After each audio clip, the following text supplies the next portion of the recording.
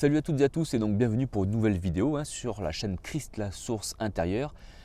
Et comme je suis lancé, je vais continuer dans mes vidéos. C'est pour ça que tu me vois avec le même décor et le même t-shirt que la dernière vidéo. C'est pas que je me change pas, c'est juste qu'en fait j'ai tourné les vidéos dans la même matinée tout simplement. Voilà, maintenant tu sais toute ma vie. Tu vois, je te parlais d'enseignement dans la dernière vidéo et je disais qu'on avait l'enseignement intérieur, mais qu'il y avait des gens à l'extérieur qui pouvaient t'apporter des choses, te révéler des choses sur l'intériorité et qu'il ne fallait pas rester fermé à ça, il ne fallait pas non plus s'enfermer dans une espèce de relation bizarre intérieure à ne plus parler aux gens.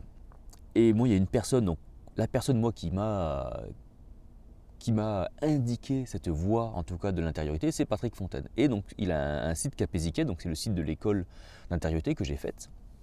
J'ai fait aussi une vidéo dont je te partage mon expérience de cette école-là. Eh bien, il a fait il publie donc des articles, donc pas des réflexions, mais des partages sur l'intériorité que l'on peut trouver dans la Bible, dans d'autres bouquins, dans d'autres expériences, d'autres personnes, etc.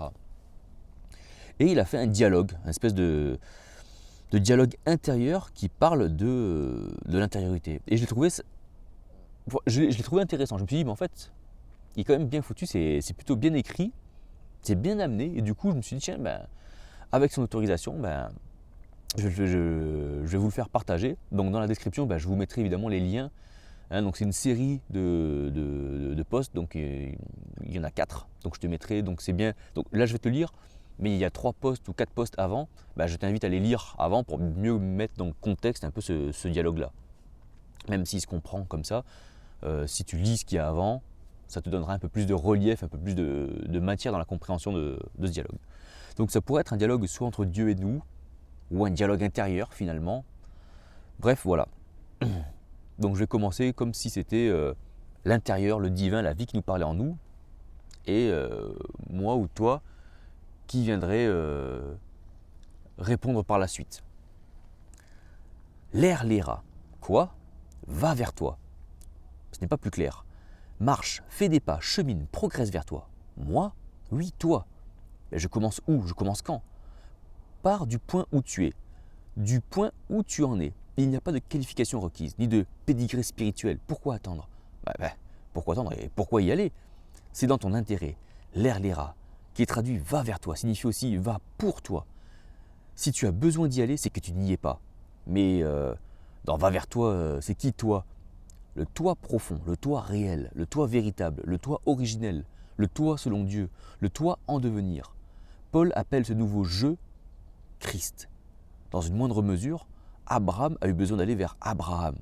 Jacob a eu besoin d'aller vers Israël. Simon a eu besoin d'aller vers Pierre. Saul a eu besoin d'aller vers Paul. À combien plus forte raison, toi, va vers ton nouveau je. Ok, mais comment fait-on?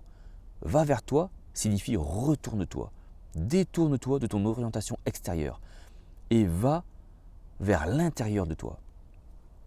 Je ne comprends pas très bien le concept, peut-on le dire avec d'autres mots? Alors, pardon mon grec. Genoi oios essi maton. Ce sont les mots de Pindare, un philosophe grec adressé à Hiéron. Il signifie littéralement « deviens qui tu es en l'apprenant ». Plus connu sous sa forme abrégée « deviens qui tu es » ou « deviens ce que tu es », repris par Martial, Saint-Augustin, Nietzsche, Kierkegaard et d'autres. Devenir en apprenant, c'est quoi ça? Exactement. Les deux concepts ont été distingués. Le premier sera repris et développé notamment par Nietzsche. « Deviens qui tu es » est présent dans plusieurs de ses ouvrages. Platon, lui, mettant ces mots dans la bouche de Socrate, s'appuiera sur le second avec le fameux gnoti seoton, connais-toi toi-même. Mais devenir ce qu'on est, ça veut rien dire. Ces paroles ont été diversement comprises et reprises. Nietzsche l'a interprété ainsi, transcende-toi et deviens un surhomme. Mais là, nous sommes éloignés de la formule originale.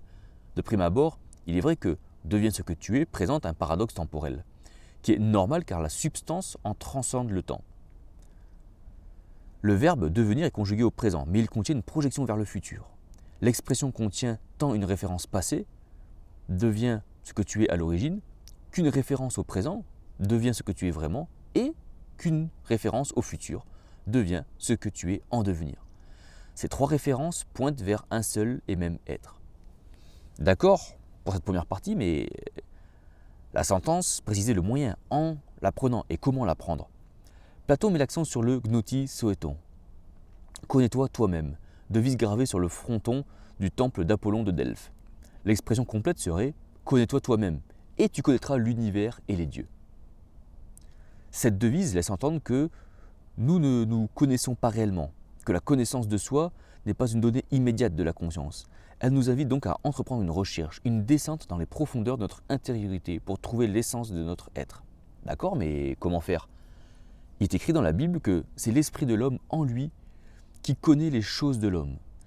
Il est aussi écrit que l'esprit de l'homme est une lampe de Dieu éclairant les chambres intérieures du ventre. Si nous voulons nous connaître nos profondeurs, nous n'avons pas d'autre choix que la voie spirituelle qu'est l'intériorité. Se connaître soi-même est donc une invitation à un voyage spirituel intérieur, un va vers toi. Donc le but à atteindre serait d'aller vers soi-même pour mieux se connaître. Ce ne serait pas un peu se centrer sur soi, ça ?